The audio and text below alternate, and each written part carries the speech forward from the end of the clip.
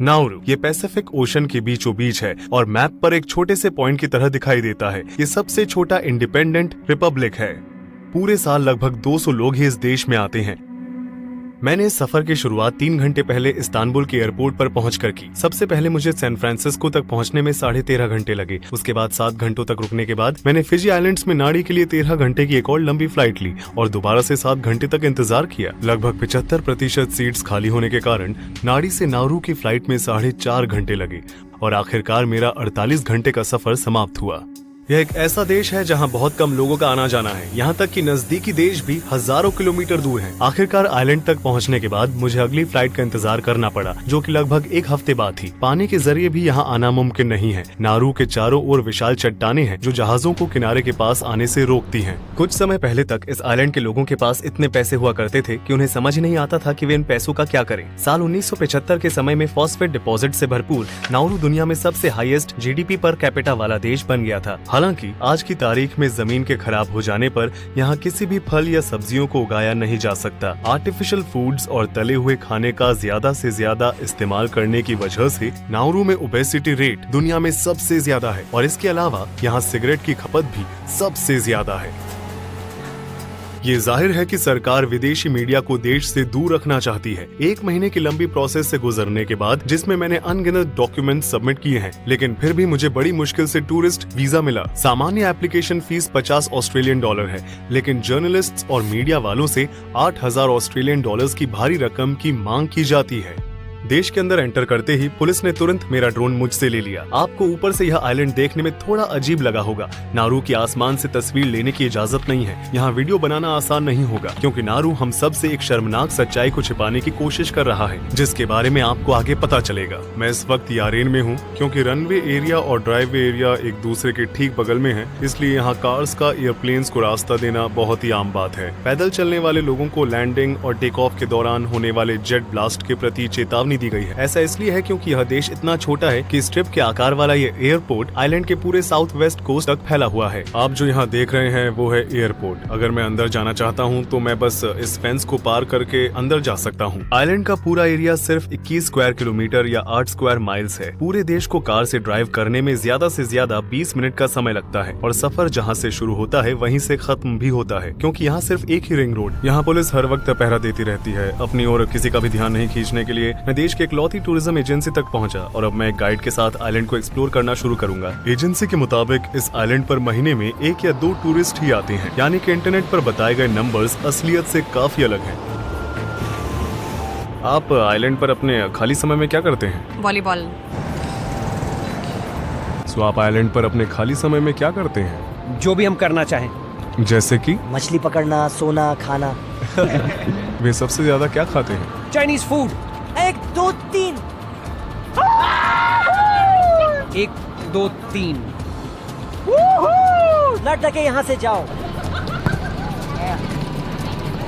लेकिन फिर भी यहाँ ज्यादा लोग नहीं आते। नाउरू सदियों से माइग्रेटरी बर्ड्स का पसंदीदा स्टॉप रहा है। पहले माना जाता था कि इस आइलैंड में लिमिटेड रिसोर्सेज हैं, लेकिन इसकी मिट्टी में पक्षियों की बीट और समुद्री माइक्रो ऑर्गेनिज्म से बना गुआनो नाम का एक खजाना था। साल 1899 में जर्मन जियोलॉजिस्ट एल्बर्ट एलिस ने पाया कि इस आइलैंड पर हाई क्वालिटी फॉस्फेट रिजर्व है। एक समय में इसकी कीमत गोल्ड जितना था। फॉस्फेट एक रॉ मटेरियल है जिसका इस्तेमाल एग्रीकल्चर में प्रोडक्टिविटी को बढ़ाने के लिए किया जाता है। और पहले विश्व युद्ध के दौरान ऑस्ट्रेलिया ने तुरंत नाउरू पर कब्जा कर लिया और इसे एक ओवरसीज माइनिंग फील्ड में बदल दिया। साल 1942 में कुछ समय के लिए जापान के कब्जे को छोड़कर निकाले गए फॉस्फेट को सालों तक दुनिया Treat yourself with cheesy delights. Order irresistibly delightful pizzas. Get 40% off up to ₹80. Order on the Domino's app now. Domino's. Field में बदल दिया। साल 1942 में कुछ समय के लिए जापान के कब्जे को छोड़कर निकाले गए फॉस्फेट को सालों तक दुनिया भर में बेहद कम कीमतों पर बेचा गया था। बुजुर्गों का कहना है कि इस जगह जापानी लोगों को इकट्ठा करके उन्हें बंद करके छत से गैसोलीन डालते थे और उन्हें वहीं जला देते थे। ये वही लोग होते थे जो उनके साथ काम नहीं करना चाहते थे। ये पटरी जो समय के साथ साथ मिटने वाली है, इसे साल 1907 में फॉस्फेट माइंस को धरती के अंदर वाले भाग से वेस्टर्न कोस्ट पर बने हार्बर तक लेकर जाने के लिए बनाया गया था। 1968 में नाउरू को आजादी मिलने तक यहाँ से 30 मिलियन मेट्रिक टन फॉस्फेट को निकाला जा चुका था। इस पर विश्वास करना थोड़ा मुश्किल है, लेकिन पिछले 100 सालों में दुनिया भर के कई लोगों की टेबल पर आने वाले फल और सब्जियां इस छोटे से आइलैंड की मिट्टी से निकाले गए फॉस्फेट से उगाए गए थे। आजादी मिलने के बाद नारू में पैसों की बारिश होने लगी और वहाँ पर रह रहे लोग, जिनकी धरती का इस्तेमाल फॉस्फेट माइनिंग के लिए किया जा रहा था, उन्होंने अपनी नौकरी छोड़ दी और करोड़पति बनने का इंतजार करने लगे। चाइना और अन्य पैसिफिक आइलैंड से हजारों वर्कर्स को फॉस्फेट माइनिंग की गंदी, गर्म और कठिन परिस्थितियों में काम करने के लिए लाया गया था। साल 1975 तक नारू में रह रहे प्रति व्यक्ति की इनकम लगभग 1,76,000 USD थी, जबकि दुनिया की लीडिंग इकोनॉमी में अमेरिका की आज के इन्फ्लेशन रेट को ध्यान में रखते हुए लगभग 44,000 USD थी। नारू अपने आप को एक वेलफेयर स्टेट राज्य स्थापित करने में कामयाब रहा, जहाँ कोई टैक्स नहीं था। पढ़ाई लिखाई, ट्रांसपोर्टेशन, स्वास्थ्य सेवाएं और यहाँ तक कि रहना भी मुफ्त था। मैंने अपनी दादी को तकिए में पैसे भरकर बैंक से बाहर आते हुए देखा है। उन्होंने सारे पैसे अंदर भरे और पैसे लेकर बाहर चली गईं। उन्होंने यह सारे पैसे खर्च कर दिए। मैंने सुना कि यहाँ के एक पुलिस ऑफिसर के पास एक लैम्बोर्गिनी थी, लेकिन उसे एहसास हुआ कि वो कार के लिए फिट नहीं था, इसलिए उसने उसे फेंक दिया। क्या ये सच है? हाँ, ये बिल्कुल सच है। यहाँ तक कि कुछ कारों को तो सिर्फ सजावट के लिए ही खरीदा जाता था। जैसे जैसे यहाँ पर रह रहे लोग अचानक अमीर होते गए, पैसा उन पर हावी होता गया और ये छोटा सा आइलैंड लेटेस्ट कार मॉडल से भर गया। सड़क पर चलते चलते हमने पहले जमाने की लग्जरी कार्स का कलेक्शन देखा। कैडिलैक, जीप, लैंड रोवर, ये उन गाड़ियों के कुछ नाम है जिनका इस्तेमाल आइलैंड पर रहने वाले लोग अपने मनोरंजन और रफ्तार के लिए कभी कभी किया करते थे। ये कार के कब्रिस्तान की तरह लग रहा है। उन पर जमी हुई जंग ये दर्शाती है कि अच्छे दिन और कितने दूर हैं। जब से मैं यहाँ आया हूँ तब से यहाँ पर रह रहे लोग मुझे सड़क पर घूमने वाले पिटबुल के झुंडों से सावधान रहने की चेतावनी दे रहे हैं। एक जमाने में ये बहुत ही मशहूर ब्रीड मानी जाती थी, जिसे आइलैंड के कुछ लोगों ने अडॉप्ट भी किया और फिर सड़कों पर खुला छोड़ दिया। डॉग्स के साथ साथ बाकी के जानवर जो पहले नारू में मौजूद नहीं थे, उन्हें भी समय के साथ साथ यहाँ लाया गया। बिल्लियाँ, मुर्गियाँ और सुअर ऐसे कुछ जानवर हैं जिन्हें हाल ही में आइलैंड पर लाया गया है। माइनस द्वारा पेड़ों को उखाड़े जाने और उपजाऊ मिट्टी की खुदाई करने के बाद सभी लिविंग ऑर्गेनिज्म को काफी नुकसान पहुंचा था। ये धरती न तो एग्रीकल्चर के काम आती है और न ही कंस्ट्रक्शन के। इस वजह से यहाँ के लोगों को इसकी बहुत बड़ी कीमत चुकानी पड़ती है। नारू की धरती 15 मीटर या यूं कहे कि 49 फीट तक गहरे गड्ढों और लाइमस्टोन पिक्स से ढकी हुई है, जो आइलैंड के बीच से लेकर कोस्टल एरियाज तक फैला हुआ है। एसिड की अधिक मात्रा होने की वजह से इस बंजर जमीन पर कुछ भी उगाया नहीं जा सकता। नॉर्वन खुद को जीवित रखने के लिए विदेशों से हाईली कंप्रेस्ड कैंड फूड्स का इस्तेमाल करते हैं, जिसे ज्यादातर ऑस्ट्रेलिया से इम्पोर्ट किया जाता है। नारू के लोगों की एवरेज लाइफ एक्सपेक्टेंसी 64 साल है। सही डाइट न होने की वजह से नारुओं को सालों से दुनिया के सबसे ओबीस नेशन का खिताब मिलता आ रहा है। 150 साल पहले जब तक वेस्टर्न वर्ल्ड द्वारा इस आइलैंड को खोजा नहीं गया था, तब तक ये आइलैंड आत्मनिर्भर था, लेकिन आज वे सब कुछ आउटसोर्स कर रहे हैं। यहाँ पर रह रहे लगभग 97% पुरुष और 94% महिलाएं अधिक मोटापे से ग्रस्त हैं। नारुओं में मोटापे की समस्या महामारी जैसी है। हर जगह सड़कों पर, रेस्टोरेंट्स में, बाजारों में मैं लोगों को इस मोटापे की परेशानी का सामना करते हुए देख सकता हूँ। ऐसी आबादी में जहाँ 45% लोगों को डायबिटीज है, इसलिए अंग विच्छेदन बहुत ही आम बात है। पूरे देश को जागरूकता को बढ़ावा देने वाले बैनर लगे हुए हैं। देखिए, स्टोर के शेल्फ्स पूरी तरह से खाली हैं। यहाँ हर 6 हफ्तों में प्रोडक्ट्स को इम्पोर्ट किया जाता है। आइलैंड पर ताजे फल और सब्जियां होना बहुत बड़ी बात है। एक फूल गोभी की कीमत 18 ऑस्ट्रेलियन डॉलर्स है और वहीं एक तरबूज की कीमत 61 ऑस्ट्रेलियन डॉलर्स है। कई लोगों को मीट प्रोडक्ट्स खाना पसंद होता है, जिन्हें वेस्टर्न कंट्रीज अपने ही लोगों को बेचना नहीं चाहती। उन्हें वे नोरुआन्स के लिए टर्की टेल्स के रूप में बेचते हैं। जानवर के इस हिस्से में लगभग 75% प्योर फैट होता है, जो हेल्दी खाने से कोसों दूर है। फॉस्फेट की माइनिंग की वजह से यहाँ रहने की जगह की भी कमी है। डिस्ट्रक्शन की वजह से नारुओं की लगभग 80% जमीन रहने लायक नहीं है, जिससे इसके 14,000 निवासी सिर्फ 4 स्क्वायर किलोमीटर या 1.5 स्क्वायर मील के कोस्टल एरिया में रहते हैं। ये है बुआडू लैगून, मात्र एक ऐसी जगह जिसे कभी छुआ नहीं गया। ये पहले के समय में ले जाने का दरवाजा है। एक समय में नारू इस पौधे से भरपूर हुआ करता था, लेकिन अब ये सब गायब हो गया। यहाँ अभी भी केले के पेड़, पैंडेनस के पेड़ और अनानास के पौधों को देखा जा सकता है। मूर्तियों की तरह दिखाई देने वाले स्ट्रक्चर्स नारुओं के समुद्र तट पर, यह चट्टान के स्ट्रक्चर समुद्र से 5 मीटर या 16 फीट ऊपर तक पहुँचते हैं। समुद्र चट्टानों से भरा हुआ है, जो किनारों से लगभग 200 मीटर तक फैली हुई है, जिससे बड़े बड़े जहाजों का इस तरफ आना मुश्किल हो जाता है। इनमें से कई पानी के नीचे हैं और समुद्र का पानी कम होने पर उन्हें देखा जा सकता है। इससे लोगों के लिए पानी में सैकड़ों मीटर तक जाना और मछली का शिकार करना संभव हो गया है। पेड़ों के नष्ट होने की वजह से साल भर यहाँ का एवरेज टेम्परेचर लगभग 30 डिग्री सेल्सियस या 86 डिग्री फ़ारेनहाइट तक बढ़ जाता है। आइलैंड पर मौसमी हवाओं की वजह से बारिश और समय एक साथ बहते हैं।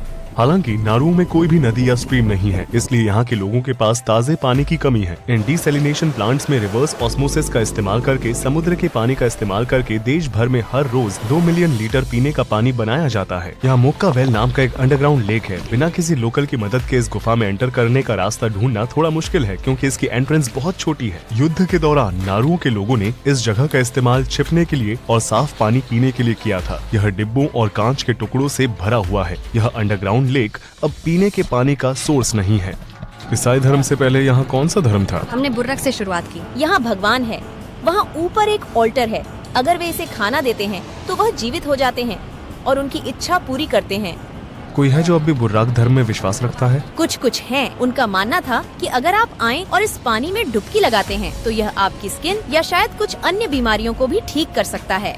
इस देश का कोई ऑफिशियल कैपिटल नहीं है। हालांकि यारेन डिस्ट्रिक्ट में पार्लियामेंट हाउस, एम्बेसी, देश का एकमात्र पुलिस स्टेशन, फायर डिपार्टमेंट और एयरपोर्ट जैसे सभी संस्थान मौजूद हैं। यहाँ सिर्फ 11 स्कूल हैं, जिनमें से 3 हाई स्कूल हैं और एक स्टेट यूनिवर्सिटी है।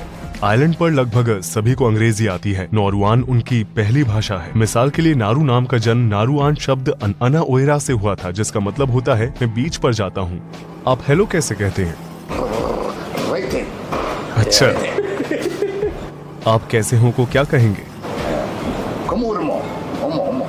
मैं पार्लियामेंट में हूँ, जहाँ से नारू को चलाया जाता है। फॉर्मल सेटिंग के विपरीत यह आइलैंड के आरामदायक वातावरण को दर्शाता है। एंट्रेंस पर कोई सिक्योरिटी नहीं है और मुझे अपने फोन से फोटो और वीडियो लेने की भी परमिशन मिल गई है। उन्हीं सीट्स के साथ नारू का पार्लियामेंट दुनिया के सबसे छोटे पार्लियामेंट में से एक है। अगर यहाँ मौजूद लोगों को उन सीन्स के बारे में पता होता जो मैं आपको आगे वीडियो में दिखाने वाला हूँ, तो शायद वो मुझे ऐसा नहीं करने देते। साल 1970 में नारू सरकार को यह एहसास हुआ कि उनके फॉस्फेट रिजर्व खत्म हो रहे हैं और कई अन्य सहित फॉरेन प्रॉपर्टीज में निवेश करके oil rich countries, middle eastern countries की स्ट्रेटेजी को अपनाते और उन्होंने मेलबर्न में नारू हाउस, हवाई में नारू टावर, गुआ में पैसिफिक स्टार होटल, वॉशिंगटन में पैसिफिक हाउस, फिजी में द ग्रैंड पैसिफिक होटल। हालांकि भ्रष्टाचार और गलत मैनेजमेंट ने सरकार को 1990 के दशक में प्रति वर्ष लाखों डॉलर के कर्जे में डाल दिया और फॉस्फेट से होने वाली कमाई जल्द ही खत्म हो गई। अपने आप को बनाए रखने की कोशिश में सरकार ने देश को टैक्स हेवन में बदलना चाहा और इसके चलते यह ड्रग कंट्रोल, रूसी माफिया और अलकायदा जैसी ऑर्गेनाइजेशन के साथ मनी लॉन्ड्रिंग घोटालों में शामिल हो गई। नारू ने 400 से भी अधिक फॉरेन बैंक्स को एक ऐसे सिस्टम के तहत लाइसेंस जारी किया जिसमें ब्रांचिंग की आवश्यकता नहीं थी और ऑप्शनल रिकॉर्ड रखने की अनुमति थी। उस अवधि के दौरान अकेले रूसी माफिया ने नारू में बैंक्स के जरिए 70 बिलियन अमेरिकी डॉलर का अनुमान लगाया। इंटरनेशनल प्रेशर की वजह से देश को गैर कानूनी बैंकिंग एक्टिविटीज पर रोक लगानी पड़ी और 2004 से कैश बेस्ड इकोनॉमी का इस्तेमाल करने के लिए Should I buy a put or a call? Which strike price to trade in? How volatile is the market? को गैर कानूनी बैंकिंग एक्टिविटीज पर रोक लगानी पड़ी और 2004 से कैश बेस्ड इकोनॉमी का इस्तेमाल करने के लिए मजबूर किया गया। ऑस्ट्रेलियन डॉलर नारू की ऑफिशियल करेंसी है। देश भर में मौजूद कुछ ही एटीएम्स में भी पैसे नहीं है। मैं अपने साथ कुछ कैश लेकर आया था, लेकिन यहाँ क्रेडिट कार्ड भी स्वीकार नहीं किए जाते। मनी लॉन्ड्रिंग को रोकने की कोशिशों के बावजूद आज की तारीख में यहाँ बस एक ऑस्ट्रेलियन बैंक कार्य करती है। साल 2000 आते आते फॉस्फेट रिजर्व समाप्त हो गए और फॉस्फेट एक्सपोर्ट अपने पीक पीरियड के मुकाबले 1% तक गिर गया। देश के सेंट्रल बैंक को बंद कर दिया गया और दूसरे देशों में इसकी प्रॉपर्टीज को एक एक करके बेचा गया। टॉप साइड से आगे बढ़ने पर हम खुदाई करने वाली मशीनों को काम करते हुए देख सकते हैं। देश में अभी भी छोटे पैमाने पर फॉस्फेट की खुदाई की जाती है। अगर उन्हें यहाँ एक और फॉस्फेट माइन मिलती है तो क्या आप उसकी माइनिंग को सपोर्ट करेंगे? मैं बस यही कहूँगा कि नेचर को अकेला छोड़ डीएच देना चाहिए, क्योंकि नाउरू में जमीन को खोदा जा रहा है। अगर ऐसा ही चलता रहा तो हम एक दिन डूब जाएंगे।